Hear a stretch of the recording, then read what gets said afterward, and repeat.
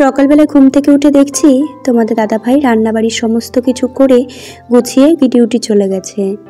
রাত্রে এতটাই পেটে ব্যথা করছিল, সকালবেলায় আর ঘুম ভাঙেনি। আর একটু লেট হয়ে গেলে সকালবেলায় সমস্ত কাজ সেরে আর রান্না করা সম্ভব হয়ে ওঠে না। শরীরটা এতটাই খারাপ লাগছিল, বুঝে উঠতে পারছিলাম না কাজগুলো কোথা থেকে শুরু করব। কিন্তু চোখ বুজে থাকার মতো সাধ্য আমার নেই, সেটা আমি একদমই করতে পারি না। তো ভাবলাম কাজগুলো যখন করতেই হবে, কেননা ভিডিওটা স্টার্টই করি। যেহেতু মাটির উনুনে রান্না করেছে আর দুপুরেরটা একবারেই করে রেখেছে, দেখলাম বেশ কাদা কাদা হয়ে আছে।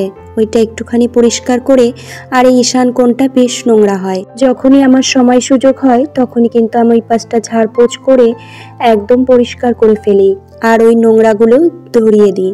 স্নান ধুতিটা সেরে নিয়েছি। আজ যেহেতু পুজো দেওয়া ছিল না, তোমাদের দাদাভাই রান্নাবাড়ি করেছিল লাউ দিয়ে আলু দিয়ে মাছের ঝোল আর মাছের মাথা দিয়ে লতি। খাওয়া দাওয়াটা সেরে দেখছি বেলাটা একদম ডুবতে বসেছে, জামা কাপড়গুলো শুকিয়ে এসেছে, সেগুলো তুলে ভাঁজ করে রেখে সন্ধ্যাবেলা একটু চা করলাম। চাটা খেয়ে ছেলেকে একটু দুধ গরম করে দিলাম।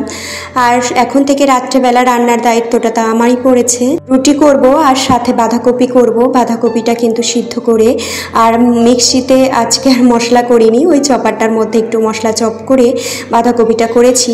এবার রুটি আর বাঁধাকপি হয়ে গেছে, এখন কিচেনটা একটু ক্লিন করে নিলাম।